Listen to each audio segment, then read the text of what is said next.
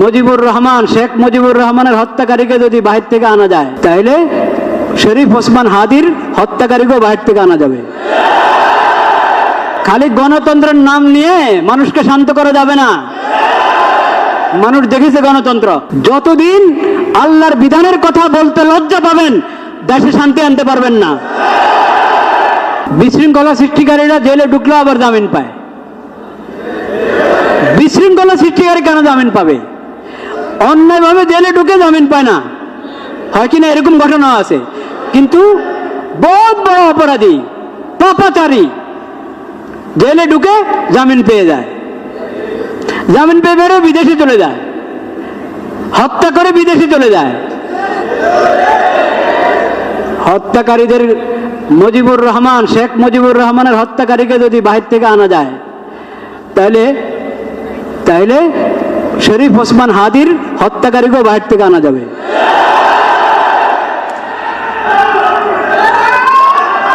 খামোশ খামোশ থাকি, খামোশ থাকি, উপলব্ধি করার চেষ্টা করি। ভাইরা আমার উপলব্ধি করার চেষ্টা করি, শরীয়তকে বোঝার চেষ্টা করি, উপলব্ধি করার চেষ্টা করি।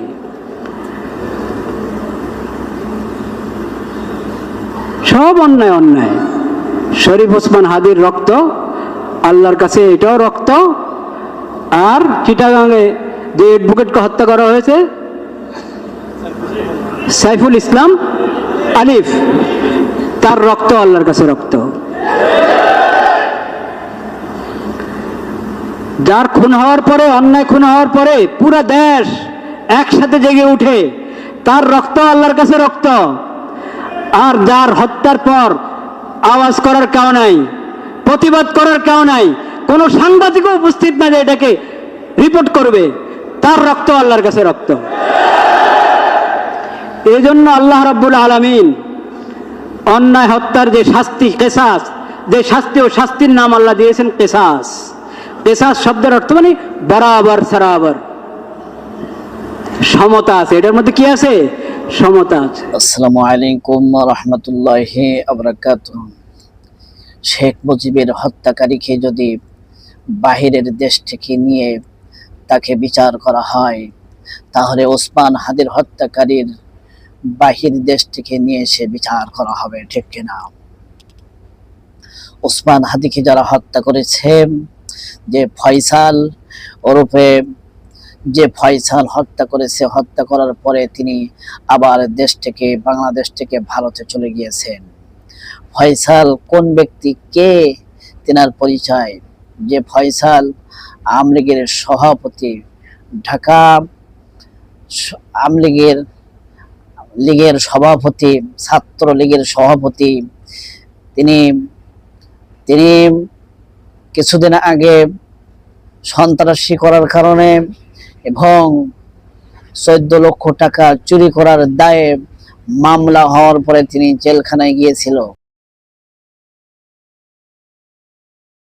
এই খুনি ফয়সালকে জেলখানার থেকে জামিন দিয়েছে কারা? এই বাংলাদেশে যারা দায়িত্বরত আছে, যারা বিচারপতি আছে, তারা তো তাকে জামিন দিয়েছে। এত বড় একটা সন্ত্রাস, এত বড় একটা চোর, এত বড় একটা সন্ত্রাস, তাকে জামিন দেওয়া হলো। কিন্তু বিনা অপরাধে যে সমস্ত মানুষগুলো জেলে আছে, তাদেরকে এখনো জামিন দেওয়া হলো না, তাদেরকে জামিন দেওয়া হচ্ছে না, কিন্তু এই ফয়সালকে জামিন দেওয়া হচ্ছে। তাহলে এদের সহযোগিতা কারা করছে? অবশ্যই এই হত্যাকারী, যারা হত্যা করতেছে, যারা সন্ত্রাস, জঙ্গিবাদ, তাদেরকে অবশ্যই সহযোগিতা করছে এই বাংলাদেশের মানুষ। যারা এখন আইন ব্যবস্থা আছে, যারা এখন বিচারপতি আছে, বিচার করতেছে, তারা সহযোগিতা করতেছে, কিনা?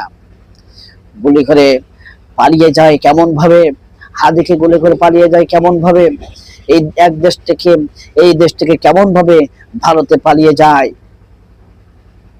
এই ফয়সাল সন্ত্রাস কেমন ভাবে পালিয়ে যায়, এটা তো বুঝে আসে না। যে আমার দেশের মানুষ যদি তাকে যদি সহযোগিতা না করে, তাকে যদি দেশ থেকে অন্য দেশে যাওয়ার পথ না করে দেয় তাহলে কেমন ভাবে তারা যাবে? এই জন্য ভাইয়ের আমার, আমাদের সমস্ত যুব সমাজকে তৈরি থাকতে হবে ওই সমস্ত সন্ত্রাস যারা তাদেরকে রুখে দেওয়ার জন্য। এক হাদি মৃত্যুবরণ করেছে, তাই কি হয়েছে? লক্ষ কোটি কোটি হাদি জন্ম নেবে ইনশাআল্লাহ, কোটি কোটি হাদি জন্ম নেবে। কারণ শেখ হাসিনা 17 বছর সে গণহত্যা চালিয়েছে, সন্ত্রাসী করেছে, সন্ত্রাস করে, জঙ্গিবাদ করে তিনি আরেকজনের ঘাড়ে এই সন্ত্রাস জঙ্গিবাদ চাপিয়ে দিতে চেয়েছেন। এখন প্রকাশ্য প্রমাণ হয়ে গেল কে সন্ত্রাস কে জঙ্গিবাদ। প্রকৃত সন্ত্রাস প্রকৃত জঙ্গিবাদ হলেন শেখ হাসিনা এবং তার দোসররা, ঠিক কিনা ভাইরা আমার? নতুন নতুন প্রতিদিন নতুন আপডেট পেতে অবশ্যই আমার এই চ্যানেলটি সাবস্ক্রাইব করে রাখবেন এবং পাশে থাকা বেল আইকনটি বাজিয়ে দিবেন। আসসালামু আলাইকুম ওয়া রাহমাতুল্লাহি ওয়া বারাকাতুহু।